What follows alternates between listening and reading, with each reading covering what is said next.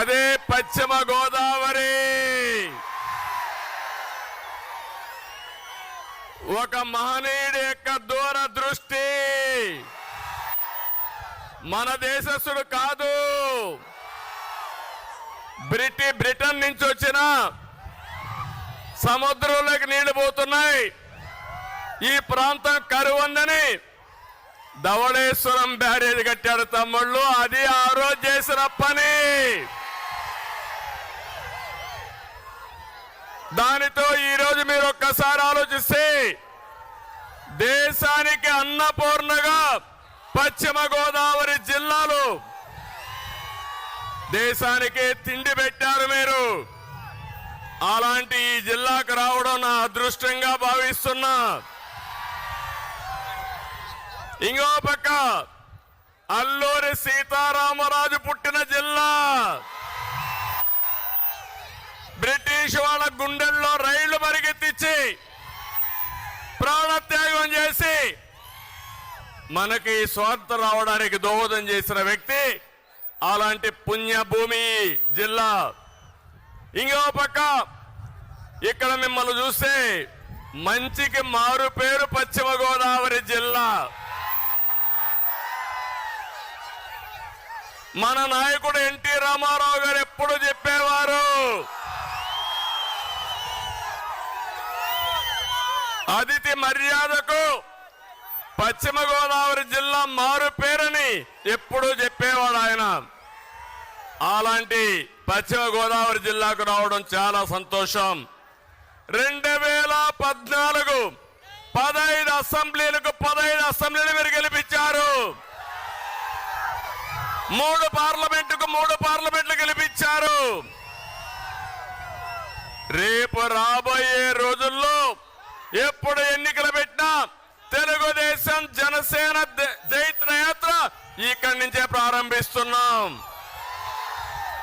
15 అన్ని పార్లమెంట్ గెలిపిస్తారా లేదా అని మిమ్మల్ని అడుగుతున్నా. గట్టిగా చెప్పాలి. నేను ఒక విషయం అడుగుతున్నా. మీరెప్పుడు కూడా తెలుగుదేశం పార్టీ అంటే ఎప్పుడు అభిమానంగా ఉండేవారు. జనసేన పార్టీ పైన కూడా అభిమానం ఎక్కువ ఉండే జిల్లా ఈ జిల్లా. మొట్టమొదటిసారిగా ఒక్కసారి తప్పుటడుగేశారు. అది 2019లో. అవునా కాదా అని మిమ్మల్ని అడుగుతున్నా. నేను అడుగుతున్నా, ఈ 5 ఏళ్లుగా 4 సంవత్సరాల 9 నెలలు అయిపోయింది. సినిమా అయిపోయింది. తొందరలోనే పోతారు వీళ్ళు. నేను మిమ్మల్ని అందరినీ ఒకటి అడుగుతున్నా, సమాజంలో ఏ ఒక్క వ్యక్తి అయినా ఆనందంగా ఉన్నారా అని మిమ్మల్ని అడుగుతున్నా. 5 సంవత్సరాల్లో మీ జీవితాల్లో మార్పు వచ్చిందా అని మిమ్మల్ని అడుగుతున్నా. మీ ఆదాయం పెరిగిందా అని మిమ్మల్ని అడుగుతున్నా. అంటే మాయ మాటలు ఎవ్రీడే చెప్తున్నారు ఈ ముఖ్యమంత్రి. నేనేదో పనిచేసా బటన్ నొక్కానని. తమ్ముడు, నాకు కథ జ్ఞాపకం వస్తా ఉంది. ఒక రాజా అనే వ్యక్తి ఎప్పుడు సైకిల్ ఎక్కి తిరిగేవాడు. ఏ కష్టం లేదు, పెట్రోల్ ఖర్చు లేదు.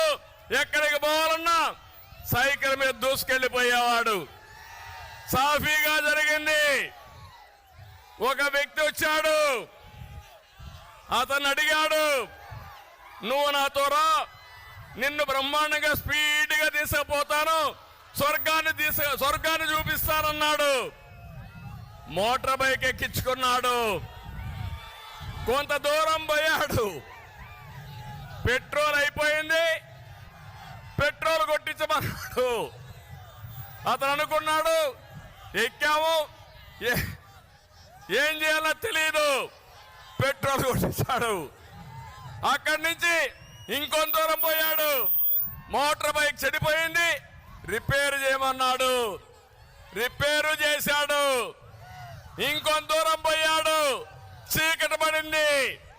మోటార్ బైక్ నిలబెట్టి ఒళ్ళుపాయ నుండి అన్ని కూడా దోచుకొని పారిపోయాడు. అంటే మీరు గుర్తుపెట్టుకోవాలి, ఈరోజు ఈ ప్రభుత్వం మీకేం చెప్పింది? కరెంటు ఛార్జీలు పెంచమని చెప్పారా లేదా? పెట్రోల్ డీజిల్ పెంచమని చెప్పారా లేదా? నిత్యావసర వస్తువుల ధరలు పెంచమని చెప్పారా లేదా? అదే జరిగింది. పెట్రోల్ పోయించడం అంటే పన్నులు వేయడం, రిపేర్లు చేయించడం అంటే ఎక్కడికక్కడ ఇష్టానుసారంగా అన్ని విధాలుగా దోచేయడం. మూడోది, రాష్ట్రాన్నే విధ్వంసం చేశాడు. ఈ విషయం మీరు గుర్తుపెట్టుకోవాలి. ఈ రోజు ఈ జిల్లాలో ఏ రోడ్డైనా బాగుందా తమ్ముళ్ళు అని మిమ్మల్ని అడుగుతున్నా. ఏ కాలువైనా పూడికి తీశారా అని మిమ్మల్ని అడుగుతున్నా. ఏ డ్రైనేజీలైనా పూడికి తీశారా అని మిమ్మల్ని అడుగుతున్నా. వ్యవస్థల్ని సర్వనాశనం చేశారు. అందుకే అంటున్నా, రజనీకాంత్ డైలాగ్, రాజా అర్థమైందా? ఇప్పటికైనా అర్థం చేసుకున్నారా మీరు అని అడుగుతున్నా. రేపు రాబోయే ఎన్నికల్లో చిత్తుగా ఈ పార్టీని వదిలిపెట్టి భూస్థాపితం చేయడానికి సిద్ధంగా ఉన్నారా తమ్ముళ్ళు అని మిమ్మల్ని అడుగుతున్నా, ఆడబిడ్డలను అడుగుతున్నా. ఈరోజు ఇంకొక పక్కన మీరు చూస్తే ఎక్కడ చూసినా బాధుడే బాధుడు. ఇప్పుడే పీతాని చెప్పాడు, ఇక్కడ ఎమ్మెల్యే ఆకాశం నుంచి ఊడిపడ్డాడు అనుకుంటున్నాడు. ఇక్కడ మీటింగ్ పెట్టుకుంటామంటే వీళ్ళబ్బ సొమ్ము మారిగా అడ్డుపడ్డాడంటే కబద్దార్, జాగ్రత్తగా ఉండమని హెచ్చరిస్తున్నా.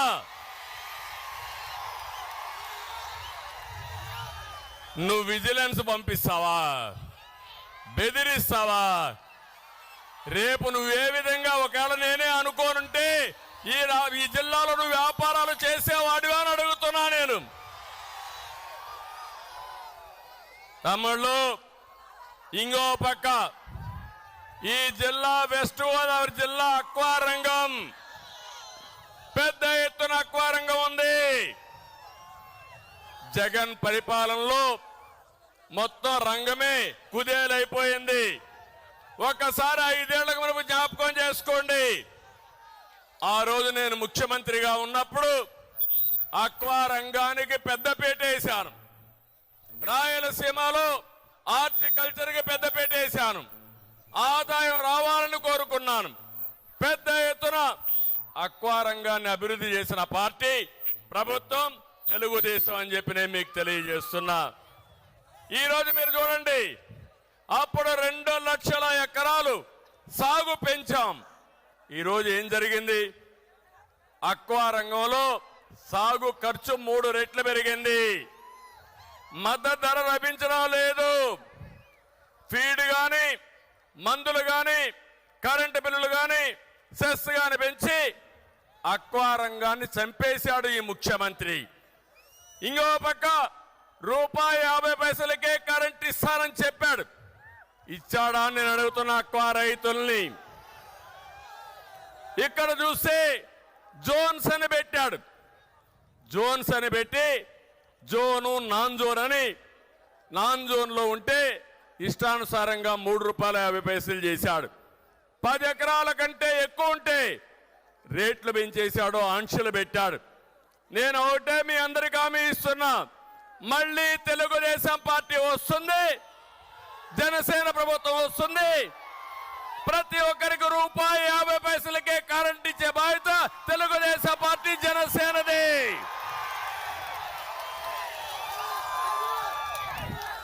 ఏఎంసీ సెస్ పెంచారు, నీటి పన్ను పెంచారు, ట్రాన్స్ఫార్మర్ రేట్లు పెంచారు, ఏరియేటర్లు విపరీతంగా పెంచేశారు.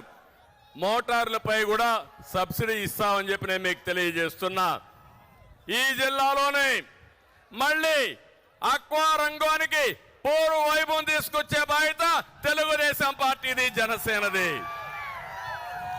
ఇంకో పక్క రైతు, వరి రైతు. మొన్నే చూశారు మీరు, 4 రోజులు నేను గోదావరి జిల్లాలో ఉన్నా. మీరు పండించిన పంట కొనకపోతే దోపిడీ జరుగుతూ ఉంటే ఈ దోపిడీ వ్యవస్థ పైన పోరాటం చేశాను.